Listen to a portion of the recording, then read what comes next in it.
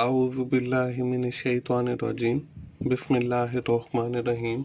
अस्सलाम वालेकुम दोस्तों, मैं हूं मोफिन रज़ा और आप लोग देख रहे हैं 24/7 टीचर्स ऑनलाइन।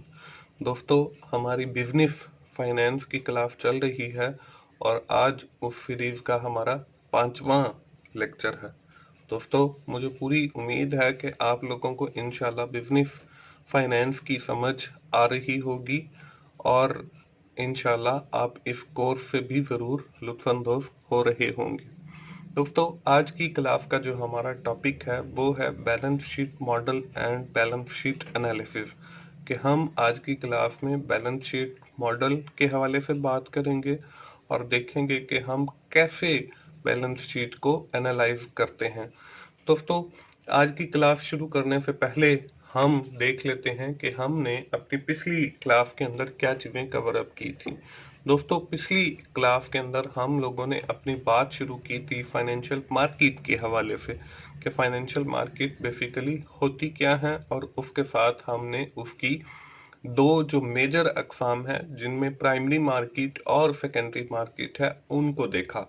उसके साथ ही हम लोगों ने सेकेंडरी मार्केट की दो सब कैटेगरी जिसमें डीलर मार्केट और ऑक्शन मार्केट है उनको भी देखा।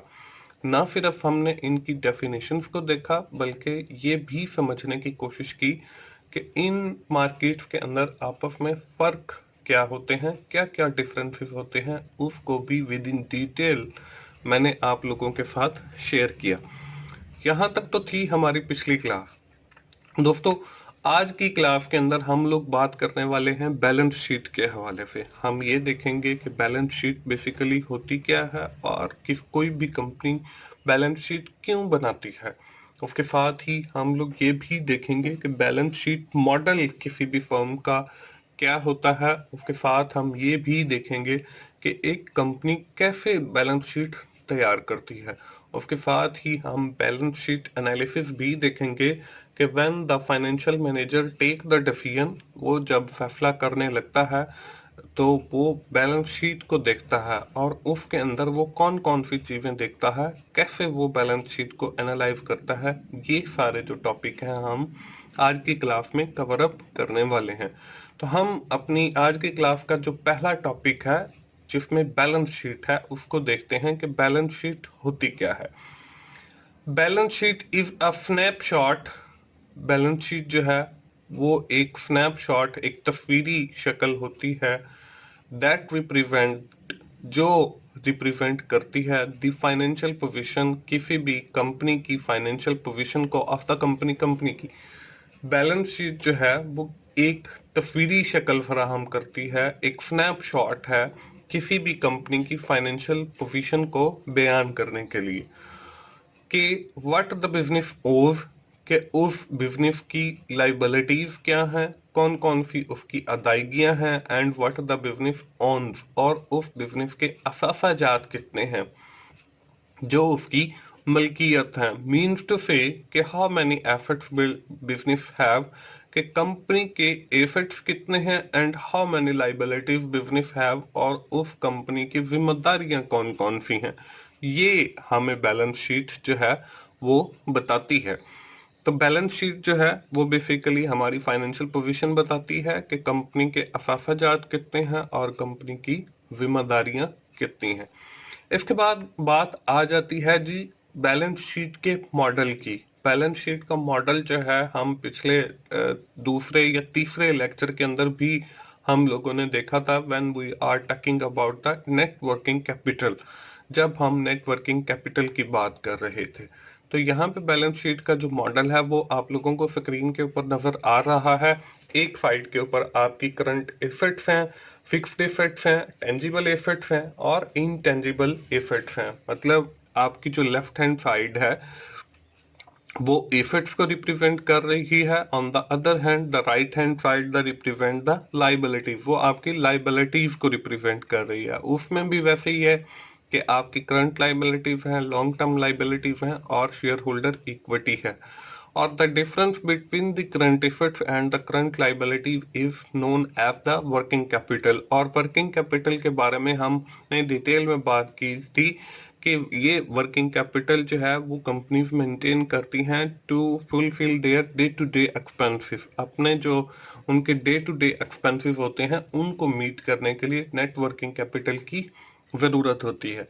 तो दोस्तों, नेट वर्किंग कैपिटल के अंदर भी तीन चीजें होती हैं। अगर आपका जो नेट वर्किंग कैपिटल है वो जीरो के बराबर है तो इट मीन्स कि your current assets and current liabilities are is equal, कि वो आपकी इक्वल्स हैं, कि एसेट्स और करंट लायबिलिटीज। ये आज की क्लास में हम विद दी एग्जाम्पल भी मैं आप लोगों को समझाऊंगा। और फिर इसकी जो दूसरी कैटेगरी है वो है नेट वर्किंग कैपिटल। अगर आपका जीरो से ज्यादा है तो इट मींस कि करंट एसेट्स आपके ज्यादा हैं और करंट लायबिलिटीज कम है। और इसमें एक तीसरी सूरत हाल भी है कि अगर आपका नेट वर्किंग कैपिटल जीरो से कम है तो इसका मतलब ये है कि आपके जो करंट एसेट्स हैं वो आपकी करंट लायबिलिटीज से कम है। तो ये हमारे पास एक बैलेंस शीट का मॉडल है जिसके अंदर मैंने आपको नेट वर्किंग कैपिटल के हवाले से भी बताया। अगली स्लाइड के ऊपर दोस्तों आपको एक एग्जाम्पल नजर आ रही है जिस पे लिखा हुआ है अ फर्म हैव, कि एक फर्म है उसकी ये ट्रांजैक्शंस आपको नजर आ रही हैं बैलेंस शीट की। और by these transaction you have to build the balance sheet. हमने जो है एक बैलेंस शीट बनानी है। इसके अंदर हमें करंट एसेट्स दिए हुए हैं 100 के, नेट फिक्स्ड एसेट दिए हुए हैं 500 के, शॉर्ट टर्म डेप्ट दिया हुआ है 70 रुपीज का और लॉन्ग टर्म डेप्ट दिया हुआ है 200 का।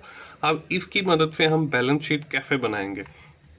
तो दोस्तों, अगली स्क्रीन के ऊपर आपको ये चारों ट्रांजैक्शन लिखी हुई नजर आ रही हैं। बैलेंस शीट के अंदर हम लोगों ने पढ़ा it represent the assets and liabilities of the company. ये कंपनी की एसेट्स और लायबिलिटीज को रिप्रेजेंट करते हैं। अब देखें, लेफ्ट साइड पे मैंने एसेट्स को लिया है और लायबिलिटीज को राइट साइड में लिया। अब देखें, इसमें जो फर्स्ट टू ट्रांजैक्शन आपको लेफ्ट साइड में नजर आ रही हैं that is are related to the asset side. ये हमारी एसेट साइड की हैं और राइट साइड वाली आपकी लायबिलिटी साइड की हैं। तो हम इनको वहां पर एंटर कर लेते हैं। एसेट साइड में देखें, हमने करंट एसेट 100 के लिखे, फिक्स्ड एसेट 500 के लिखे, जबकि लायबिलिटीज वाली साइड पे हमने शॉर्ट डेट जो है वो 70 का लिखा और लॉन्ग डेट 200 का लिखा। अब देखें, अगर हम इनका टोटल करते हैं तो हमारी एसेट वाली साइड जो है वो 600 है, लेकिन अगर हम लायबिलिटीज वाली साइड का टोटल करते हैं तो वो 270 है। तो इट मीन्स के यहाँ पे कोई चीज मिसिंग है। तो हम सबसे पहले वो मिसिंग चीज कैलकुलेट करेंगे। यहाँ पे हमें डेट का पोर्शन बताया गया है और हमने पढ़ा था कैपिटल स्ट्रक्चर के अंदर के कंपनी का सिर्फ डेट नहीं होता बल्कि ऑनर इक्विटी भी होती है। तो ऑनर इक्विटी को कैलकुलेट करने के लिए हम टोटल एसेट्स और उसमें से माइनस करेंगे हमारी जो टोटल लायबिलिटीज हैं, तो हमारे पास ऑनर इक्विटी आ जाएगी। और वैसे भी हमारे पास यही है कि assets minus liabilities is equal to owner equity, ये अकाउंटिंग इक्वेशन भी है। तो हमारे देखें, एसेट्स जो है वो 600 के बन रहे हैं, करंट प्लस फिक्स्ड 600, और टोटल जो लायबिलिटीज हैं वो 200 प्लस 70, तो वो 270 बन रहे हैं। तो इन दोनों का जो डिफरेंस है वो हमारे पास ऑनर इक्विटी है, वो हमारे पास 330 बन रहा है। तो ऑनर इक्विटी हम लायबिलिटीज वाली साइड पे लिखेंगे 330। तो जब हम इसका टोटल करेंगे तो हमारा टोटल एसेट्स भी 600 और टोटल लायबिलिटीज भी जो है वो 600 की आ जाएंगे। तो जब हमारी दोनों साइडें जो हैं वो बराबर होंगी तो इसका मतलब ये है कि हमने बैलेंस शीट जो है वो बिल्कुल ठीक बनाई है। तो दोस्तों, ये एक जनरल सा फॉर्मेट है जो मैंने आप लोगों के साथ शेयर किया। इसके बाद बात आती है कि हम बैलेंस शीट का एनालिसिस जो है वो कैसे करते हैं। When we are analyzing the balance sheet, we have remember three things. We are analyzing three things. हम तीन चीजों को एनालाइज करते हैं। The first one is the accounting liquidity, कि कंपनी की लिक्विडिटी क्या है। उसके बाद हम देखते हैं डेट वर्सेस इक्विटी, कि उस कंपनी का डेट कितना है और इक्विटी कितनी है। उसके बाद हम लोग देखते हैं वैल्यू वर्सेस कॉस्ट, कि उस कंपनी की जो कॉस्ट है, मीन्स टू से कि आपकी जो हिस्टोरिकल कॉस्ट है वो कितनी है at which you are purchasing your companies assets, कि जिस कीमत पे आपने कंपनी के एसेट्स परचेज किए, मतलब आपकी बुक वैल्यू, और वैल्यू से मुराद आपकी मार्केट वैल्यू है at which your assets are sell into the market. तो ये हम तीन चीजें देखते हैं। अब बारी बारी हम देख लेते हैं कि बैलेंस शीट को हम कैसे एनालाइज करेंगे। उसमें जो पहली है वो है हमारे पास अकाउंटिंग लिक्विडिटी। अब अकाउंटिंग लिक्विडिटी क्या है और एक फाइनेंशियल मैनेजर क्यों ये देखता है कि एक कंपनी की लिक्विडिटी है या नहीं है। Accounting liquidity measure the ease with which an individual or company can meet their short-term obligation with liquidity asset available to them। इसमें कंपनी ये देखती है कि उनके जो शॉर्ट टर्म एसेट्स हैं, क्या उससे वो अपनी जो उनकी शॉर्ट टर्म ऑब्लिगेशन है वो पे कर सकती है या नहीं कर सकती है। अब फर्स्ट ऑफ ऑल तो हमें लिक्विडिटी का पता होना चाहिए। लिक्विडिटी क्या है? लिक्विडिटी ये है कि how much time required to convert their current assets into cash, कि कितना टाइम आपको लगता है कि आपके एसेट्स जो हैं शॉर्ट टर्म वो कन्वर्ट हो जाएं कैश के अंदर।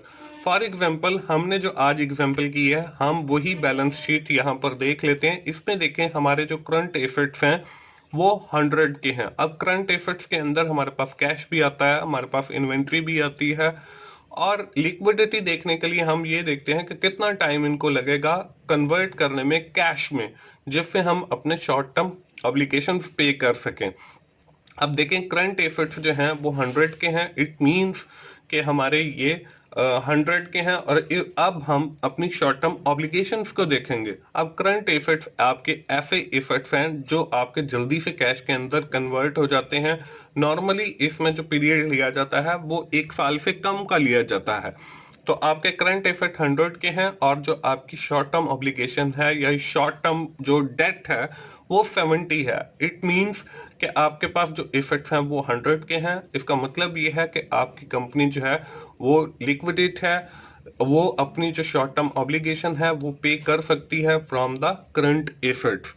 तो जब भी फाइनेंशियल मैनेजर डिसीजन करेगा to invest into the company, किसी भी कंपनी के अंदर इन्वेस्ट करने के बारे में, तो वो फर्स्ट ऑफ ऑल जो है वो बैलेंस शीट का जब एनालिसिस करेगा तो वो कंपनी की लिक्विडिटी चेक करेगा कि कंपनी की लिक्विडिटी क्या है। अगर कंपनी लिक्विडेट है तो फिर वो उसके अंदर इन्वेस्ट करेगा। अगर कंपनी की लिक्विडेट नहीं है तो फिर वो इसके अंदर इन्वेस्ट नहीं करेगा, कि company have not sufficient asset to pay their short term obligation, कि उनके पास इतने एसेट्स नहीं हैं जो आपके जल्दी से कैश के अंदर कन्वर्ट हो जाएं आपके शॉर्ट टर्म जो ऑब्लिगेशन है उनको पे करने के लिए, तो वो ऐसी कंपनी के अंदर इन्वेस्ट नहीं करेगा। अब जब बैलेंस शीट बनाई जाती है तो उसमें भी जो मोस्ट लीस्ट आपके जो लिक्विडेट एसेट होते हैं जो जल्दी से कन्वर्ट हो जाते हैं कैश के अंदर, उनको सबसे पहले लिखा जाता है। और जो मोस्ट लिक्विड होते हैं जो जल्दी से कैश के अंदर कन्वर्ट नहीं हो सकते, उनको बाद में लिखा जाता है। और same rule is apply on the liability side, और यही सेम रूल जो है वो लाइबिलिटी साइड पे भी अप्लाई होता है। तो दोस्तों ये है फर्स्ट अकाउंटिंग लिक्विडिटी, कि जब भी हमने किसी कंपनी के अंदर इन्वेस्ट करना है तो हमने जब बैलेंस शीट को अगर देख रहे हैं तो उसमें हम ये पहली बात देखेंगे। दूसरी बात हम लोगों ने देखी थी वो थी डेट वर्सेस इक्विटी, कि हमने उस कंपनी का डेट देखना है और फिर साथ इक्विटी देखनी है। Equity is the portion that the person invest from its personal source or invest by share holder, कि वो ये ऐसा पोर्शन है या तो बिजनेस ओनर खुद वो अपना पैसा उसके अंदर इन्वेस्ट कर रहा होता है या वो शेयर होल्डर्स के जरिए कंपनी के अंदर इन्वेस्ट हो रहा होता है। Debit is borrowed from any bank और फाइनेंशियल इंस्टीट्यूशन, ये कर्ज होता है डेट, और ये किसी भी बैंक से लिया जाता है या फाइनेंशियल इंस्टीट्यूशन से लिया जाता है। अब जब भी कोई बंदा किसी कंपनी के बारे में इन्वेस्ट करने के बारे में सोचेगा तो हमारा जो फाइनेंशियल मैनेजर है वो डिसीजन लेते हुए अगर बैलेंस शीट देख रहा है तो वो अकाउंटिंग लिक्विडिटी देखने के बाद वो ये भी देखेगा कि इस कंपनी का डेट कितना है और इक्विटी कितनी है। अब देखें जो हमारी लाइबिलिटीज बॉलिफाइड है, वो हमारी डेट को और ऑनर इक्विटी को रिप्रेजेंट कर रही है। अगर आप इस बैलेंस शीट को देखें तो इसमें जो आपको डेट है वो 200 का नजर आ रहा है और शॉर्ट टर्म जो डेट है वो आपको 70 का नजर आ रहा है। इट मींस कि you have debt of total 270 और ऑनर इक्विटी की अगर हम देखते हैं तो उसमें 330 की है। तो जब आपकी जो इक्विटी है वो आपके डेट से ज्यादा होगी तो हम उस कंपनी में इन्वेस्ट कर सकते हैं, बिकॉज कि जो आपकी ऑनर इक्विटी है वो ज्यादा है आपके डेट से। और जो है ये कंपनी की जो वर्थ है वो बहुत अच्छी है। अगर आपकी ये कम हो तो फिर भी देखा जाता है कि कौन सी सिचुएशन है, फिर बाकी चीजें भी देखी जाती हैं, लिक्विडिटी पोजीशन भी देखी जाती है, आपकी वो वैल्यू और कॉस्ट को भी देखा जाता है। लेकिन ये जो बैलेंस शीट हमने अपनी एग्जांपल के अंदर ली है, यहाँ पे जो हमारी ऑनर इक्विटी है वो ज्यादा है। और ये ऑनर इक्विटी ज्यादा होने का एक मतलब ये भी होता है कि आपने जब डेट लेते हो तो उसकी एक कॉस्ट होती है। आपने बैंक से 1 मिलियन लिया अपने कारोबार को शुरू करने के लिए, अब आपकी डेट की पोजीशन तो ज्यादा हो गई, लेकिन जो इन्वेस्टर है वो इस चीज को गलत भी समझ सकता है क्योंकि उसकी कॉस्ट भी इन्वॉल्व है। आपने 1 लाख के ऊपर सूद भी पे, 1 मिलियन के ऊपर सूद भी पे करना है, उसकी कॉस्ट भी पे करनी है और the remaining amount will be distributed in the share holder. और बाकी जो आपकी नेट प्रॉफिट की इनकम होगी वो डिस्ट्रीब्यूट की जाएगी। लेकिन अगर आपकी ऑनर इक्विटी है तो इसका मतलब ये है कि आपकी जो कॉस्ट है अटैच डेट की तरह वो नहीं है। तो ऑनर इक्विटी के ऊपर जो आपका नेट प्रॉफिट आएगा वो आपका सारे का सारा डिस्ट्रीब्यूट हो जाएगा अमंग शेयर होल्डर। तो इसलिए जिस कंपनी की इक्विटी ज्यादा होती है तो उसके अंदर जो फाइनेंशियल मैनेजर है वो इन्वेस्ट करने के बारे में सोच सकता है। तो दोस्तों जब भी हम इन्वेस्टमेंट के बारे में सोचेंगे तो उसमें हम डेट को भी देखेंगे और इक्विटी को भी देखेंगे। और नॉर्मली जो फाइनेंशियल मैनेजर का डिसीजन होता है वो यही होता है कि जिस कंपनी की ऑनर इक्विटी ज्यादा है वो उसमें इन्वेस्ट करने के बारे में सोच सकते हैं। अगला और आखिरी जो पॉइंट है हमारे पास वो है बुक वैल्यू का और मार्केट वैल्यू का, जिसको हमने वैल्यू और कॉस्ट के बारे में कहा। अब बुक वैल्यू क्या है? The book value of an asset is the original purchase cost at which the asset is being purchased. कि आपने जिस कीमत के ऊपर आपकी एसेट्स लिए थे वो कितने के हैं। उसके बाद market value is the value of an asset eight which these assets currently fail into the market. जब भी हम किसी कंपनी के बारे में इन्वेस्ट करने के बारे में सोचते हैं तो हम ये बुक वैल्यू को और मार्केट वैल्यू को भी देखते हैं कि हमारे जो एसेट्स हैं, फॉर एग्जांपल हमने 500 के लिए थे, अब इन्वेस्टर जो है वो ये देखेगा कि मार्केट के अंदर वो कितने के हैं। अगर वो 600 के या 700 के हैं तो फिर वो उस कंपनी में इन्वेस्ट करेगा, वरना नहीं करेगा, क्योंकि उसके जो एसेट्स की वैल्यू है अगर वो डाउन हो चुकी है मार्केट के अंदर तो फिर वो ऐसी कंपनी में इन्वेस्ट नहीं करेगा क्योंकि वो लॉस में जा सकती है। आगे बुक वैल्यू में और मार्केट वैल्यू में क्या फर्क है? Happens at periodical interval, infrequent. Infrequent इसलिए होती है कि हमने एक एसेट जो है वो एक बार खरीद लिया, अब उसकी जितनी यूजफुल लाइफ है, फॉर एग्जांपल लेट्स सपोज कि हम 10 ईयर कहते हैं, तो अब 10 ईयर के बाद वो एसेट दोबारा खरीद किया जाएगा, तो 10 ईयर के बाद वो कॉस्ट दोबारा इनकर होगी, ये इनफ्रीक्वेंट है। On the other hand if we are talking about the market value, in the market value it have been change frequently. ये फ्रीक्वेंटली चेंज होती रहती है with the change in the market, ये मार्केट के हिसाब से ऊपर नीचे होती रहती है। तो ये आपकी फ्रीक्वेंटली होती है और आपकी जो बुक वैल्यू है वो इनफ्रीक्वेंट होती है।